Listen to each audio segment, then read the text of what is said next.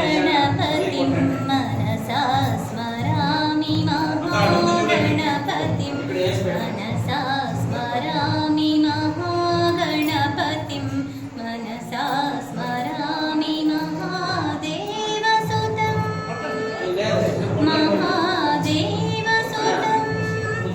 वसिष्ठवामदेवादिवन्दितं महागणपतिं मनसा स्मरामि महागणपतिं मनसा स्मरामि महागणपतिं मनसा स्मरामि महादेवसुतं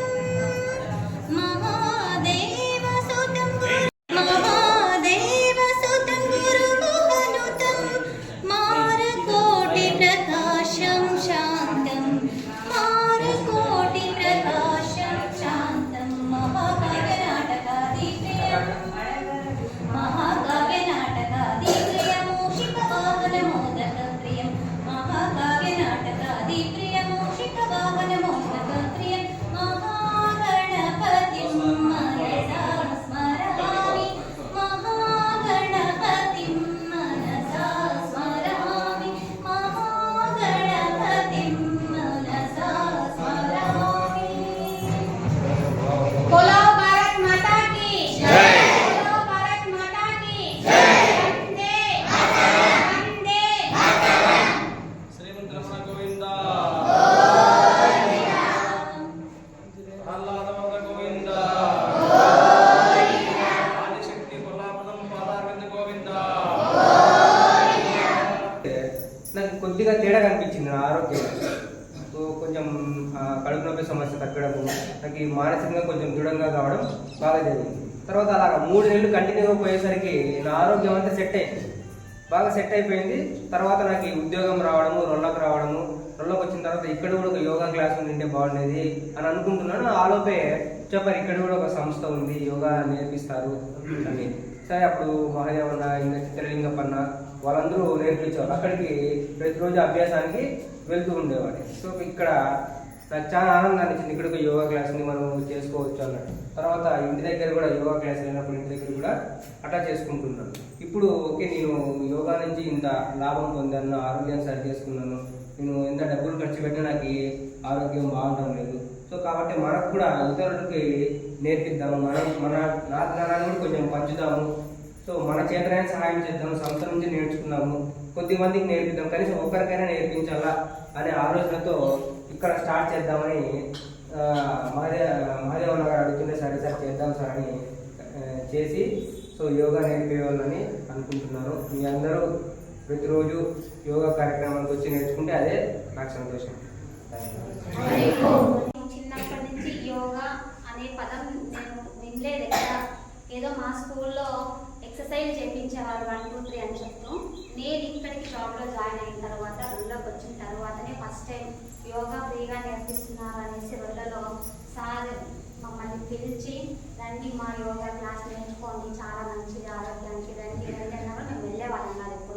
ఎప్పుడో మాకు ఇష్టం వచ్చిన రోజు వెళ్ళేసి ఒకరోజు వెళ్ళేసి మళ్ళీ మానేసేవాళ్ళం.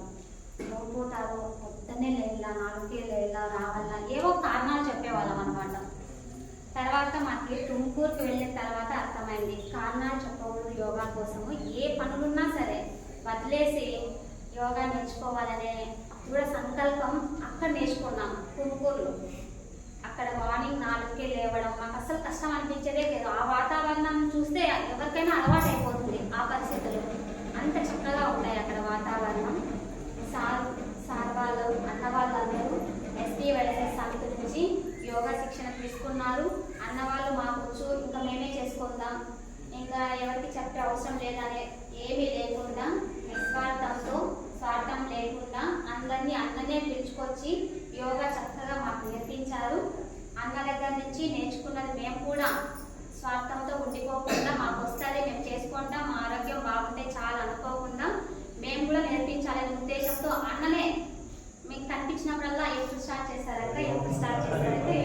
చేస్తారక్క అని మాకంటే అన్న ఎక్కువ మమ్మల్ని చాలా ప్రోత్సహించారు. అక్క చెప్పండి, స్టార్ట్ చేయండి, యోగా క్లాస్ స్టార్ట్ చేయండి అని. మాకు కూడా ఉండేది మనసులో స్టార్ట్ చేయాలని, ఏవో కొన్ని కారణాల వల్ల స్టార్ట్ చేయాలి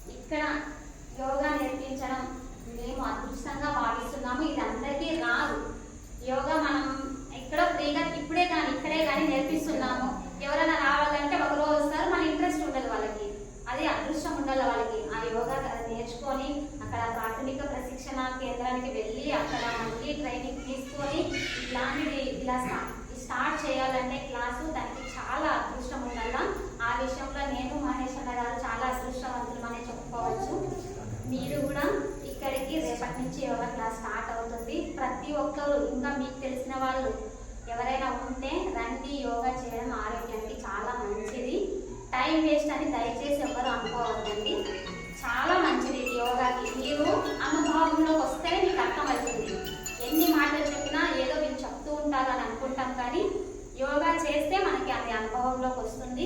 తప్పకుండా